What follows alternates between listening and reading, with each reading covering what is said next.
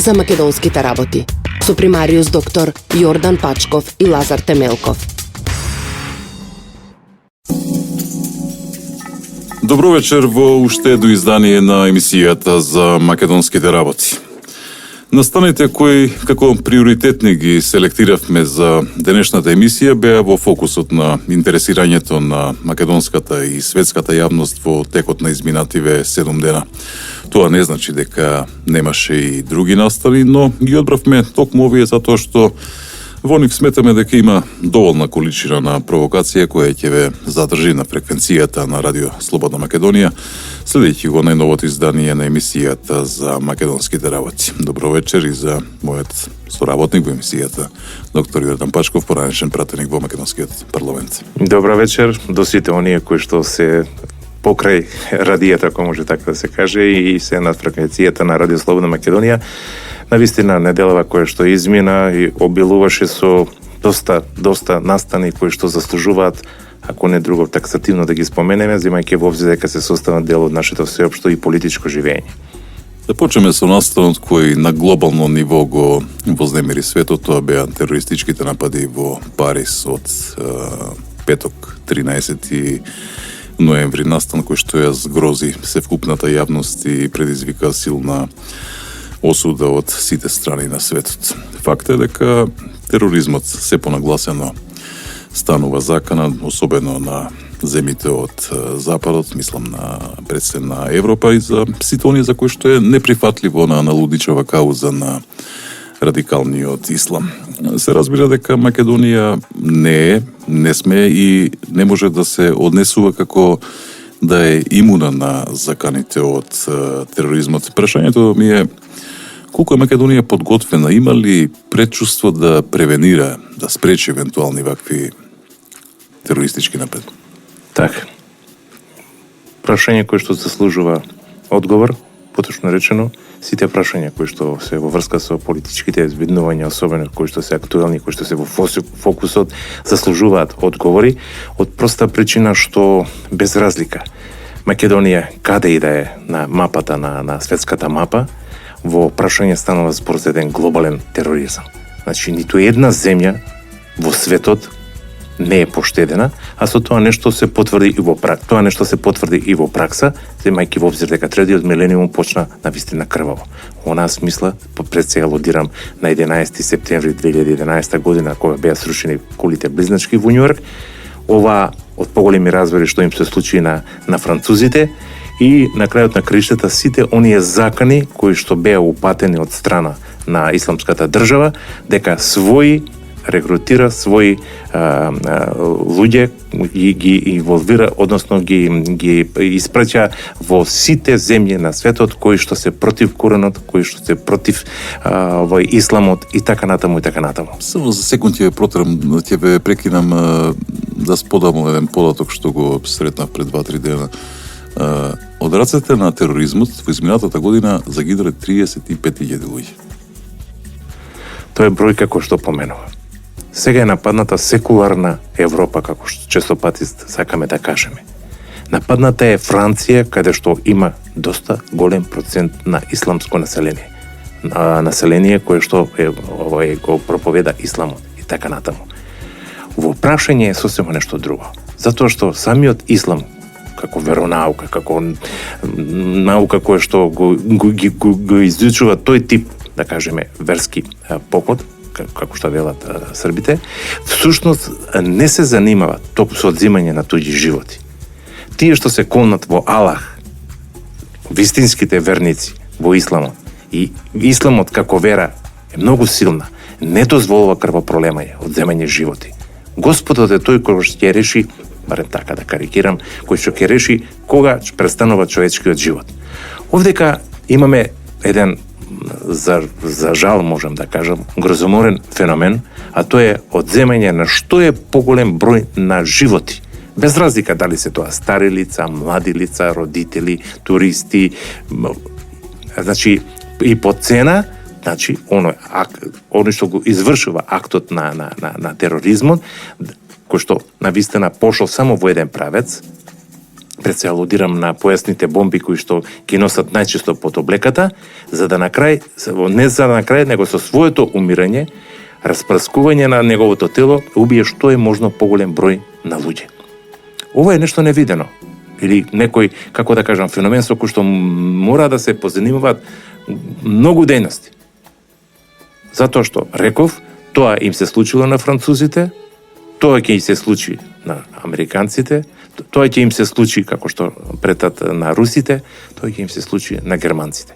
И мислам дека Македонија, без разлика, што се наоѓа, да кажеме, не е една од толку развиени западни држави кои што едноставно и се намерачиле, да кажеме, овие терористите на исламската држава, всушност не е поштедена од вакво нешто. Од која причина? Затоа што бегалската криза, за која што зборувавме и во минатата емисија, бегалската криза во која што имаме два типа на партиципенти во таа бегалска криза, се бегалците и на крајот на краиштата не само бегалците, туку и оние мигранти што најчесто ги викаме. Но се јавува и една трета група која што има и поголем број и размери, само што ние не можеме да ја дефинираме, а тоа се уфрлените оние така наречени джихадисти, кои што ние стално ги спомнуваме во последно време, кои што имаат задача да ја извршат работата на некој кој што им го наредил тоа. А тоа е борбата против, еве да кажеме, католицизмот, против православието, борба против сето она кое што не е во рамките на исламот или кое што го навредува нивниот Аллах. Но овдека се во прашање некои други работи, затоа потоа во текот на емисијата, земајќи во обзир дека на крајот на краиштата овој напад или ова нешто што се случи на Франција ги подразбуди сите земји, на крајот на краиштата на хартија обединетата Европа го изгуби смислот, пред се мислам, на смислот на Европа без граници. Шенгенот се распадна. Од која причина? Земјите почна да се забарикадуваат, да го заштитат својот интегритет, почна да се дигаат жичени огради, да се потоа, ајде да не карикирам, али прочитав во една анализа на еден американски стручњак дека дури се планира кроз истите се пушта електрична струја, да се подигаат зидени прегради, на крајот на краиштата да се стават и мински полиња. Значи, тоа ли беше смислот, идеалот на обединета Европа? Не. На овој начин, значи, Европа фактички е затечена. Непријатно изненадена, што малку и се очекуваше, за да возврати со нешто, еве, например, јас сум против насилие, да кажеме. Ова што се случува сега во Сирија и така натаму, наместо да се изнајде поблак начин на решавање на овој проблем и да го решава таму каде што е започнат, тие прават чекори грешка во чекори. Може би грешам. Велам, може би грешам, затоа што сепак страда невиното население или поголемиот процент на тие што починуваат или загинуваат во таквите пресметки невино население. Бегалците се приморани на некој начин да ја напуштат Сирија, да кажеме. Мигрантите да ја напуштат Африка. И така натаму. Затоа што смислот на живење во нивната земја е ставен под знак прашање. И тие не бегаат од некои други победи, односно за еден гол живот, за да можат во така пишуваната, ветуваната и опеваната Европа да обидат да се ја побараат својата среќа, се со цел, како што реков и во една емисија, дури да го променат и да ја променат својата вероисповед само да си го сачуваат правото на животот. Ова наезда, значи овој прилив со десетици илјади дневно на мигранти или бегалци низ коридорот во кој што се наоѓа Република Македонија, всушност во своите редови доволно е да има двојца по тројца джихадисти или тие луѓе кои терористи, кои што имаат задни намери, не се пишува дури и на Македонија. Ние не можеме да ги препознаеме, се разбира. Начинот како што имавме можност деновиве да слушнеме, начинот на евиденцијата не функционира онака како што треба, затоа што почна да ни префрлуваат дека дел од тие учесници во терористичкиот напад во Франција, во Париз, фактички ја поминале Република Македонија. Јас би рекол не само Република Македонија. Ја поминале Турција, ја поминале Грција, ја поминале Македонија, ја поминале и Србија. Ако не отишле преку Унгарија, која што ги затвори границите пред време, отишле преку Хрватска. Значи ја поминале и Хрватска. Преку Словенија дошле до Италија, од Италија влегле во Франција, или како оди тоа? Или Австрија. Значи, тука нешто не е вред. Она што е многу битно, значи дека ние ваква слика или нешто дежави веќе имаме видено. Ние кумановчаните, Македонија, го почувствува. Многумина се обидуваат да направат дистинкција, односно да направат една голема разлика помеѓу овие два настани. Тероризмот нема друга азбука. Тероризмот е тероризам, тој има своји терористи кои што всушност посегаат по животи. Разликата? Да, асоциацијата ми беше она што се случи во Куманово, во населба Дива населје, или ние како кумановци како го викаме Диво населје, каде што за жал почина 8 припадници на Министерството за внатрешни работи, 8 полицајци кои што на браникот на слободата на Куманово, а ќе кажам и на Скопје или на другите градови предвидени во шемата на терористите кои што треба да бидат нападнати, всушност ги дадоа своите животи. Поентата е, значи терористите и таму, како и во Куманово, планирале, а вамо веќе тоа го реализира. Разликата е што кај нас немаше ниту една цивилна жртва, имаше 8 припадници на МВР, додека во Франција имавме некаде околу 130 погинати цивили, а ниту еден починат од припадниците на полиција, француската полиција. Целите, според изјавата на заробените 40-39 во Куманово терористи, беше дека планирале да повеќе пунктови во исто време да направат диверзии или да направат терористичка акција, каде што би рушеле мостови, би напаѓале институции, таму каде што има многу народ и така натаму и така натаму. Сето тоа навестува дека тероризмот не можеме да го делиме на ваков и онаков, а тоа Европа веќе го направи. Ние македонците покажавме, навистина, едно, како да кажам, се сочувство пруживме кон сите французи, кон слобољубивите французи, жители на Република Франција, а знаете како беше во населба Дивото населје кога се случи оној тероризам? Дури самите македонци, поединци, не велам сите, па дури некои политички партии, дури инсценира дека тоа нешто го направила владата на Република Македонија, дека тоа е измислено, тоа е планирано. Јас само ќе им кажам, моментите во кои што во Париз имавме 6 пункта или 7 места каде што за разлика од 20 секунди редоследот одеше. Тоа ќе се случише исто така и во Куманово, како што реков. Но тие исти терористи кои што веќе навестија дека се присутни во Куманово, затоа што претходно имавме еден упад на караулата Гошинци, ако се сеќавате, каде што беа нападнати четворица полицајци, односно граничари, како да ги наречеме, каде што беше одземено нивното оружје, па потоа подоцна го пронадовме, но тие беа веќе имплантирани во македонското ткиво, ако може така да се каже, значи во Куманово. Од тука требаше да се изврши распределба на 12 до 13 луѓе кои што ќе отидеа претежно во Скопје или по големите други градови и каде што ќе почнеше нивниот чин. За среќа, морам да признам и да ја пофалам македонската полиција, сите оние кои што работеа на оваа нешто, соработката пред се помеѓу, да кажем, компетентните структури на Македонија, Србија и на Косово, дадоа резултат. Во Куманово имаше крвопроливање, за жал 8 души, али не беше толку масовно. За македонските работи со примариус доктор Јордан Пачков и Лазар Темелков. Да завршиме со оваа тема, некако имам чувство дека ние како народ повеќе грижа водиме за туѓите проблеми, секако настанат во Париз, за осуда, бара сочувство со луѓето тамо, но да не заборавиме дека никој од опозицијата во Франција не се сети да му каже на Оланд дека вината е кај него, да поднесе оставка, да формира техничка влада, специјална комисија во вините лавина. Да не доливам сол на рана.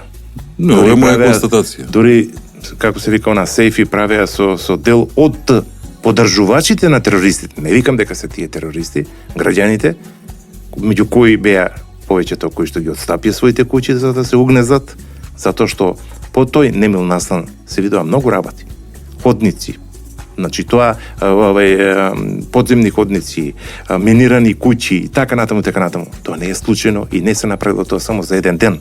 Значи тоа се подготвувало со тек на време. Контраверстајната служба или некои други дојави кои што дошле до Министерството за внатрешни работи ја пресече таа активност и како што реков на крајот на кришната. Мене ме изнервира една друга работа.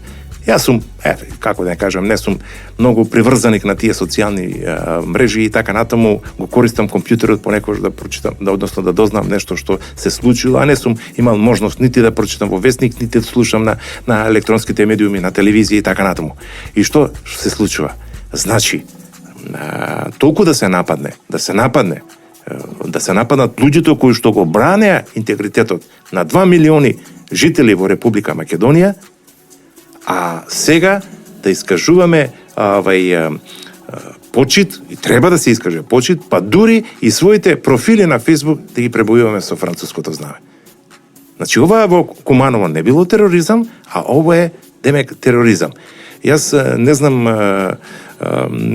македонците ги сметам како современи луѓе кои што бараат порозова иднина во начинот на живењето. Во некои работи многу се разликуваме. Дали тоа партијата ни го направи, дали се случуваат некои други работи во кои што не можам да најдам решение за такво нешто, но на крајот на краиштата, да кажем, и ова ќе помине, па ќе ги сумираме резултатите, а ние го знаеме одговорот на тоа нешто. Борис Пачков, ова е широка тема, веројатно можеме цела емисија да ја посветиме, но меѓутоа речевме денеска дека ќе зборуваме за сите настани кои што одбележа минатата седмица, па да се вратиме на збиднувањето од домашната политика, домашната политичка сцена. Собранието не го прифати и не го изгласа така наречениот закон за амнестија на затвореници. Ми во ред, живееме во демократија, но ме интересира, ви изненади ли што во македонскиот парламент има пратеници кои го поддржа законот за кој поголем дел, ќе речем, на македонската јавност смета дека е скандалозен? Верувајте, сте биле пратени? Бев пратени, ги следам седниците и ме интересираат особено оние точки кои што некако, како што реков, се дискутабилни, непојмиви, несватливи за овие времења, за ова време во кое што денеска живееме. Да се надовржа на претходното, значи бараме или даваме предлог закони. Јас немам ништо против, секој пратеник има право, група или политичка партија да даде предлог закон, кој што ќе се расправа собранието, ќе се усвои добар, не и така натаму. И истиот што представува нонсенс во македонската политика, да биде прифатен од цела пратеничка група на СДСМ. Ке ме мола. Предлог закон најскандалозен досега во овие 25 години кога имаме собрание во плуралистичкиот систем на Република Македонија. Закон за да се ослободат убици, да се ослободат силувачи, да се ослободат дилери на дрога, педофили, ајде да не редјам некои други категории на луѓе и така натаму. Па се знае кој помилува според нашите закони и кој ја има таа, да не кажам чест, али не улога во одредени моменти по повод некои празници и така натаму, кој може да ја намали или да ги ослободи од затворска казна. Тој е претседателот на Република Македонија и тој не се занимава со вакви луѓе, со вакви категории, со некои ситни престапници и така натаму и така натаму. Тоа е пракса и во целиот свет. Или каков шамар би било ова за припадниците на безбедностните сили, мислам на полицијата, не само и судството и ставиле главата во торба за да ги доверат тие луѓе таму каде што има местото во Шуки. И сега со еден потек, со едно гласање или притискање на копчето во парламентот, вие ајде да ги ослободите. Ќе молам. Ја направив и дури една анализа. Треба да се, според тој предлог закон, што беше потекнат од Мери Николовска, мислам, така беше пратеничката, од СДСМ и така натаму. Не е пратеничка. Не е пратеничка, добро, се извинувам. Значи, закон за амнестија и тоа предлог закон кој што во него, како што реков, гласачите треба да ослободат, или поточно речено, да ослободат 27 луѓе кои што се осудени, ќе ве молам, за убиство. Па добро, ајде да кажеме се прифати закон и ги ослободиме. ми гарантирали некој од тие 27, бар 5 мина нема повторно да посегне по туѓите животи. Што сме направили? Дали сме ние соучесници во овој случај на тие убиства? Со донесување, со кревање на рака или стискање на копче во парламентот, сме ги ослободиле, еден доволно е повторно да посегне по туѓ живот. А тие бара 27, толку ги има моментално, пошто тоа е општо земено за сите, предлог закон, да се ослободат 27 убици, ако може така да се каже. Ајде тоа, брката е уште поголема, 29 или 30 луѓе, силувачи. Тие што силуваат женски чеда, наши, туѓи, така натаму и така натаму. И за кои што се знае дека има закон и тој закон не го почитуваат и според судската одлука треба да се одлежат својата казна. А ние сега треба да ги ослободиме. Кој гарантира дека тие силувачи дека повторно нема да поседнат по некои невини жртви? И не само тоа. Да земеме педофили. Ние знаете какви теми, јас кога бев пратеник во парламентот на Република Македонија, колку се боревме за тоа, дури и за некои си кастрации, хемиски кастрации и што затоа што педофилот е болен во мозокот, ако можам така да се кажем. Тој педофил утре да го пуштите, повторно ќе ја направи истата работа. А такви ги има некаде 14 или 15 со овој закон кои што бара да бидат ослободени. 6 лица се осудени за облюба врз некое немоćно лице. Тоа се децата со оние хендикеп и така натаму и така натаму. И тие се секогаш жртви на тие ниски побуди, ако може така да се каже, кацелувачите, и у такви редови и тие спаѓаат. Ја изброев негде околу 2070-80 луѓе треба да се ослободат со овој закон, доколку беше донесен. Најголемата бројка е некаде околу 160 луѓе кои што влегуваат во туѓи станови или на било кој друг начин крадат. Значи го грешат, се огрешуваат од законот. И сега реков скандалозен закон. Па добро, ќе ве молам, дајде нека ми посочи некој од пратениците на СДСМ или некој од тие што гласале за овој закон. Еден пример, еклантантен пример во светот. Кој собрание, која држава го има донесено ваквиот закон? Дали вакво нешто на крајот на паметот е да се размисли, да се предложи, а не да се усвои на некој си начин. Јас сум страшно револтиран затоа што како лекар сум имал можност и прилика да сочувствувам со родителите кои што ги по разни основи снашло ваквото нешто и сега вие таквите луѓе да ги ставите, да ги ослободите и да му размислувате дали нема да направат нешто вакво слично дело. Не да размислувате, сигурно тоа ќе се случува. И повторно иста постапка, исти малтретирање и така натаму, и повторно ќе следи. Повторно еднаш донесениот закон ќе важи, да кажеме, извесен период. Значи, јас често пати употребувам латински зборови затоа што сум доктор, понекогаш и бев напишал една колумна скоро време, напишав "Кво вадис Македонија? Каде одиш Македонија?" Што се случува ова во државата? Дали на ваков начин мислат дека тие ситни поени што ќе ги добие СДСМ ќе може да му се спротистави на Груевски и на ВМРО ДПМН на предстојни. На ваков начин ќе му се спротистави на Груевски и на ВМРО на предходните избори. Ве реков нонсенс, тоа се глупости, кои што се извинувам што го користам овој начин, но на овој начин се засекнато и нашето судство, а пред се институциите на Република Македонија и на крајот на краиштата граѓаните на Република Македонија. Еве, да завршам темата со една констатација дека имавте одлична забелешка дека практично со стискањето на копчето за овој закон тој пратеник станал можен соучесник во евентуално идно убиство или силување. Да, доколку се случи. А јас сум убеден, еве, ве уберувам не од пракса, него ви го кажам од искуство, затоа што сум работел како доктор со такви лица и така натаму, дури бев едно време и лекар баш за вакви работи по затворите. Не може еден зависник од направеното зло да биде имун во иднина. Тоа е веќе потенцијален соучесник, односно учесник во некој кривично дело. А ние со такво гласање или прифаќање на тој закон стануваме негови соучесници. Пачков, правиме куса пауза и продолжуваме со емисијата. за македонските работи со примариус доктор Јордан Пачков и Лазар Темелков.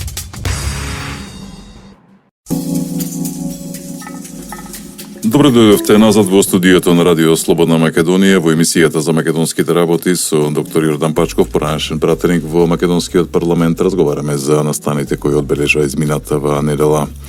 Пачков, македонската политичка сцена неделава ја разбуричка новоименуваната министерка за труд и социјала Ременски, која по само 2 до 3 дена министерување постави партиски цензор, веќе го наречам, за тој да одлучува за одговорите на граѓаните. Оди ли ова заедно со декларираната заложба на СРСМ за департизација на институциите? Па тие често цело време се залагаат дека треба да се направи департизација во институциите, дека тоа го преискористува владечката партија и коалиционерите партнери, дека толку сме политизирани, дури ја анимира и, да не кажам, го анимира и Брисел, компетентните таму политички структури, па затоа ни случува и она што ни се случуваше, да кажем, медиаторство на вакви институции од Европа помеѓу две македонски партии, што е нонсенс во политичко едно обстојување и така натаму, но ова што го направи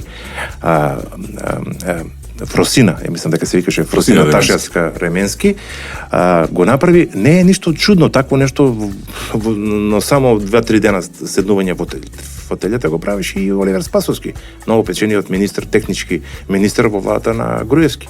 Така велам, во владата на Груевски, не знам колку ќе им доликува тоа, не мора да го ја прифатат вистината.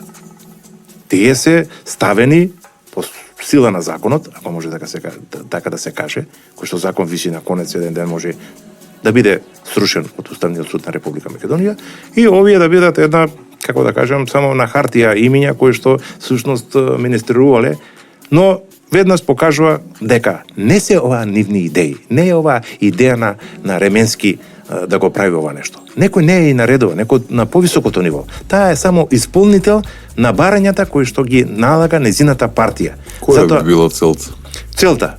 Па целта е да се држи населението во на некој си начин не во страв, туку во една состојба која што всушност ќе и помогне на владечката партија да ги обструира во нивното изјаснување за гласање на 24 април. Еве зошто. Господјата Ременски, во стилот на незиниот лидер, вели дека Мила Царевска, не знам како се викаше оваа председателката на партиската комисија на СДСМ и така натаму. Ја знам, во парламентот она застапуваше интереси на ЛГБ заедницата, не е ништо чудно и така натаму. Не е вработена во Министерството за труд и социјала. Лично не со Тиме Спасов, со луѓето од Министерството разговора, нема, дури беше и обелоденет документ дека таа воопшто нема врска дека била вработена во кабинетот на Ременски. Па нели советник бил? А добро, може советник, ама решението? Вие за да работите во Министерството за труд и социјала ќе добиете решение. Дали ќе бидете на определено, на неопределено, не е битно, вие ќе имате документ. Тоа не го поседува. И сега, одеднаш, добро, вред, да кажеме и тоа е така, и која е несината улога? Замислите граѓанството, граѓаните на Република Македонија, кои што имаат мака, се јавуваат, нели, со прашања во Министерството за труд и социјала, а вие знаете, Министерството за труд и социјална политика, што со која проблематика се занимава и така. И сега вие, кога Министерството ќе одговори, не ви ги праќа одговорите на прашањата што сте ги вие поставиле, додека некоја си комисија или некој член кој што нема врска со Министерството за труд и социјала, туку во Павел Шатерска или Бихачка, како ја вика, таму прво ќе ги погледа и ќе ги цензурира. Ова може, ова не може. Дури тие ќе дознаат на ваков начин многу социјални тајни, кои што подоцна ќе ги користат за своји прилики, како што реков, за со цел да ги предобијат за гласање на 24 април 2016 година, доколку има и избори. Па повторно ќе кажам, доколку има избори. Ваквиот начин Прилично сте песимист околу одржувањето на изборите. 2-3 емисии на се сеќавате дека прошлата емисија ви рекол дека ќе се случуваат нека работи и веќе почна да се случуваат увод. Ја мислам ќе ги начнеме и тие работи во текот на емисијата, ако имаме време, се разбира, ако не ќе оставиме за некоја друга емисија. Јас ви кажав дека ќе имаме сите велат, нели, бурна есен, бурна пролет, ја викам бурна зима ќе биде ова. Ќе се случуваат многу како да кажам недоречености во едно политичко обстојување за кое што можеби луѓето утре и ќе докторираат на политикологија со трудови од ова што се случува на македонската од февруари наваму. Да. А такви нонсенси има и допро ќе ги има.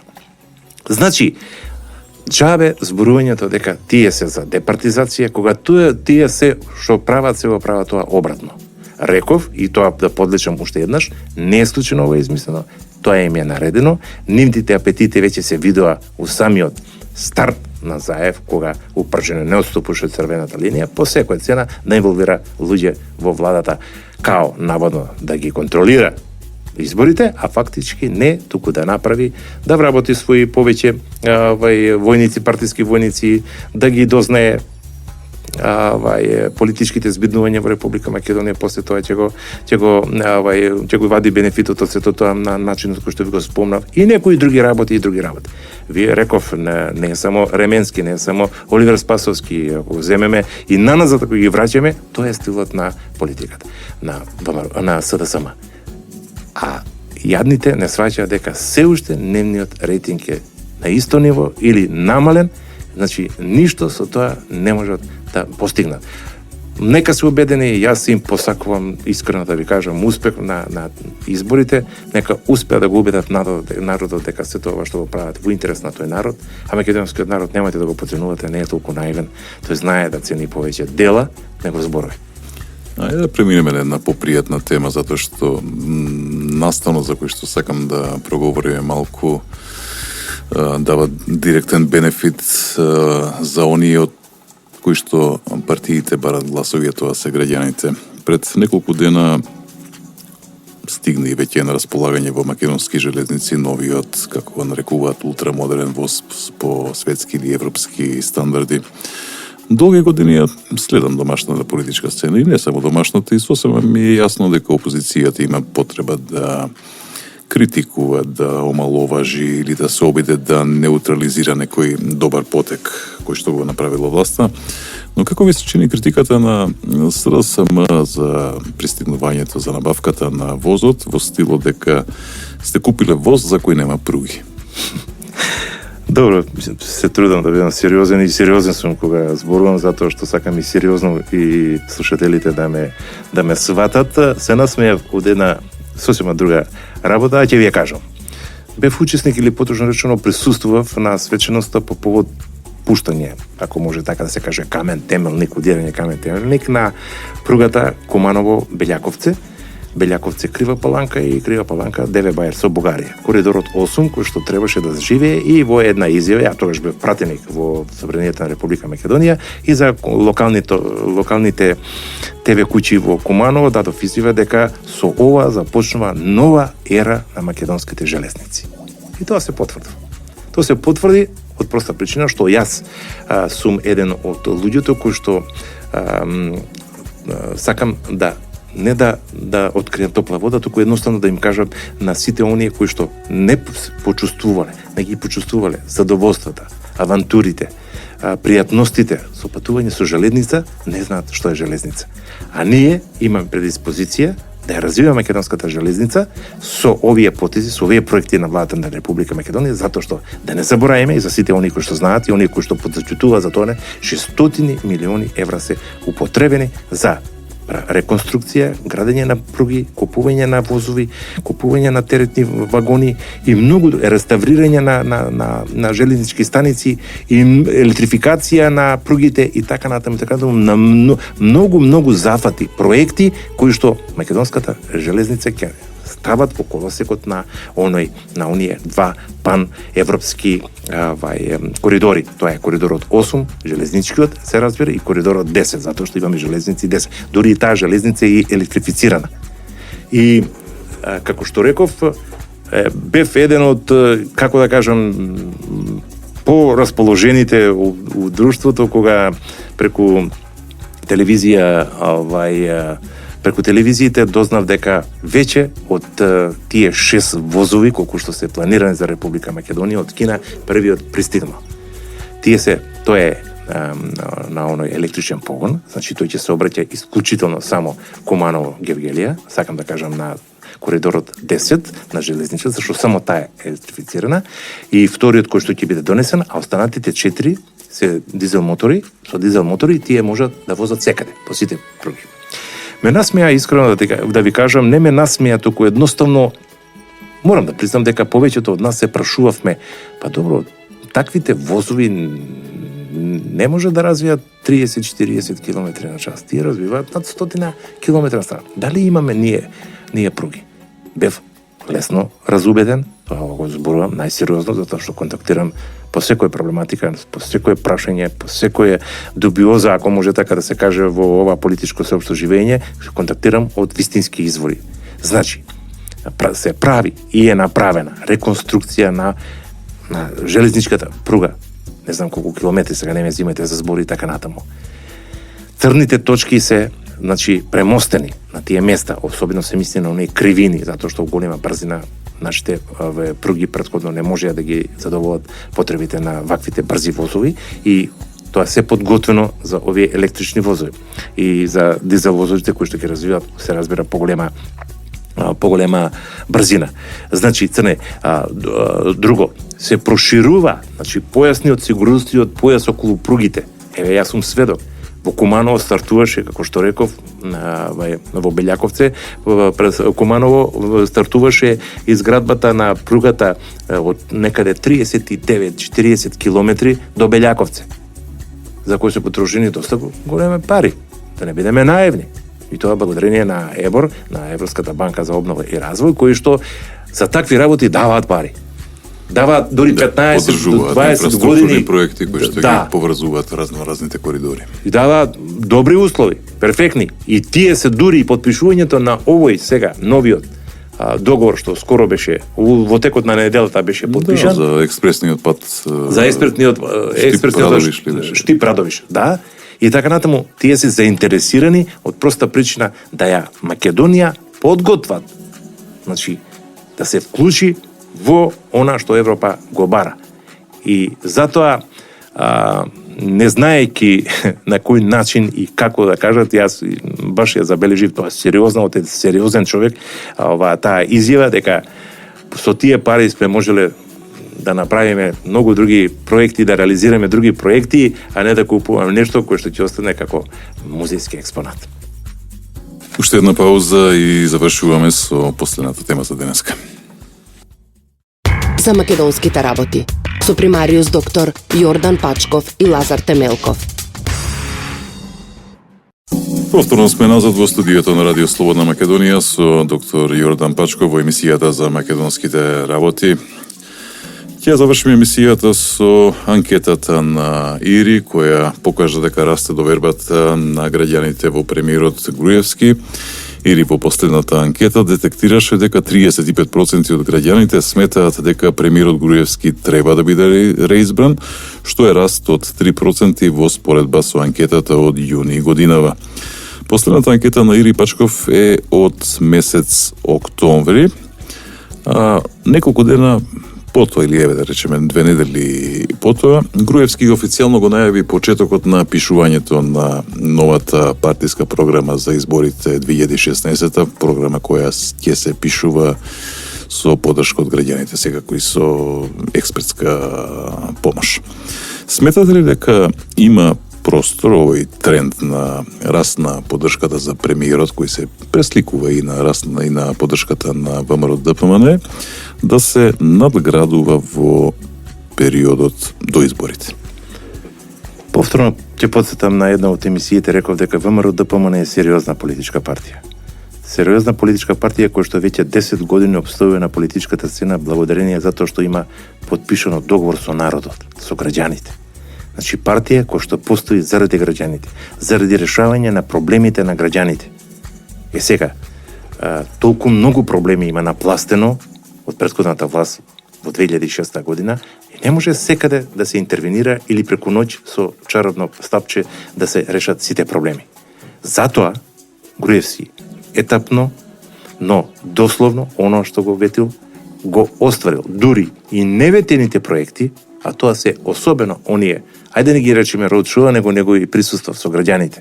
Знаете дека тој често патува низ Македонија, по села, по градови, ги слуша директно проблемите на луѓето од прва рака што се вели и на следната владина седница ги реализира, односно донесува заклучоци, оние поиздржаните да бидат реализирани. Тоа е Груевски, тоа е ВМРО ДПМН. И Груевски така обстојува 9 години. Затоа не ми изненадува анкетата ИРИ, која што веќе дури во последниот извештај му го покачува рейтингот. Не таа, али гласачите во поголем број, некаде 35%. Што вели тоа? Џабе беа бомбите на Заев? Аферата со прислушкување? Нека СДСМ се занимава сега со стварање ЕТС, задоволни што добиле и председател на анкетна комисија и подпредседател на анкетна комисија за прислушкување на разговорите телефонски од нивните редови. Значи, ова е периодот негде на почетокот на октомври, кога веќе беше јасно дека ќе има и заменици министри од СДСМ, дека ќе има и специјален јавен обвинител и се она што беше дел од договорот од преживен. Продолжете. Така. Тоа е сето тоа од една проста причина што Груевски и ВМРО ДПМН нема да го напуштат тој курс на водење политика. Повторно ќе потсетам. Стално се потсетуваме сами на себе. Ја еднаш реков дури ВМРО ДПМН веќе не е само политичка партија, тоа е веќе национално движење. Според судејќи бројката на симпатизерите, на гласачите пред се, на електоратот во Република Македонија. Може само нешто да се случи, нешто некое чудо, од кој што не сакам тоа црно сценарио, а насетува некој работи да се спроведува на таков начин како што некој може тоа да го спреде. Пред се мислам, знаете и сами, покопни по обстанокот на државата, федерализација и така натаму и така натаму. Затоа не сакам да дискутирам, затоа што не сум ни подготвен, немам ни показатели и не сакам да иритирам. Иако има многу показатели. Почекаме до декември Питер Фејде да го представи. Затоа што веќе е најавена децембрската сесија со Питер Фејде, каде што ќе се дискутира, односно ќе се бара федерализација и така натаму и така натаму. Тоа нека му размислува тој што ја предложил прво или ја подотворил Пандорината кутија, од кој што излезе. И тој што ја платил таа експертиза. Така. А тие експертизи се навестуваат кај СДСМ, иако не се тема на оваа прашање, од проста причина што набрзо ќе излезе и Надеж 3. Знаете, она платена програма како да се сруши власта на Груевски со 340.000 евра од словенските експерти, а овој пат сега се инволвирани српските стручњаци, иако членовите на партијата знаат дека тоа ќе бидат советници, оние кои што му беа советници на Тони Блер, на Хашим Тач. Британски пиар советници или англиски, британски. И така. Нека си веруваат сами на себе, а ние ќе си работиме. А Груевски многу тоа филитно го кажа. Мислам дека тоа беше во средата, имаше промоција на програмата, односно, поточно речено, на проектот. Ајде граѓани, дај идеја да ја вкорпорираме во нашата програма и таа програма ќе биде не само на ВМРО ДПМН, туку ќе биде и ваша програма за вас граѓаните. Го истакна граѓанинот пред се на прво место. Значи, фокусот на сите збиднувања што ќе се случуваат со развојот во 4 следни години доколку ја добие ВМРО ДПМН довербата во народот, ќе биде граѓанинот фокусот, решавањето на неговите проблеми. Формирани се дури 4 тимови, тоа заборав да го кажам, 4 тимови, тоа го навести премиерот, кои што ќе, да не кажам, решетаат низ Република Македонија, теренски, директно средба со луѓето. Ќе се израдат сигурно многу нови идеи, на тој начин ќе бидат решени, пошто ќе бидат корпорирани како проекти, дали ќе ги има 1200 како секоја година или преку 2000, не знам, али оние наиздржаните така да довербата повторно нема да биде изиграна. Еднаш стекнатата доверба многу лесно може да се изгуби, но на ваков начин, на ваков пристап, на сериозноста кон прашањето околу претходните изнудени, ворени парламентарни избори е само доказ дека ВМРО ДПМН ќе уште еднаш ќе попушти се во интерес на државата, но ќе докаже дека неговите политики се најисправни. Затоа што и граѓанинот, мислам дека големиот број на граѓани нема да бидат во дилема за кого да гласат. За крај, Пачко, ве молам, накусо, очекувате, значи, обемна, детално образложена програма со јасно поставени рокови и причина зашто тоа што е наведено се прави. Како и што досега сме го правеле, односно сум учествувал јас во кроење на такви програми, кога е во прашање локал патриотизмот, поточно речено, кога во прашање беше идеите од Кумано. Значи, Тоа ќе биде програма составена од идеите.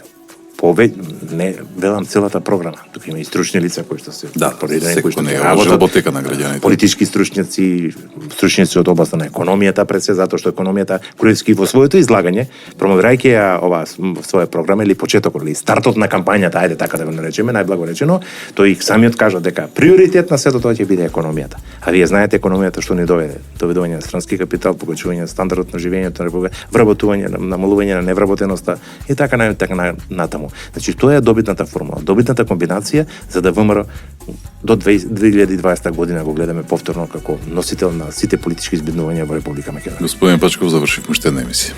Ви благодарам.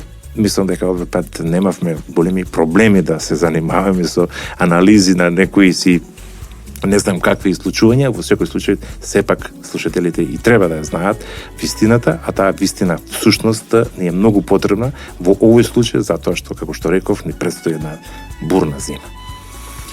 Почитувани ја следевте емисијата за македонските работи. Уредник и водител Лазар Темелков, главен и одговорен уредник Дејан Андонович, продукцијата е на Радио Слободна Македонија. Денеска е недела, 22 ноември 2015 година. Ви посакувам пријатна вечер. За македонските работи со примариус доктор Јордан Пачков и Лазар Темелков.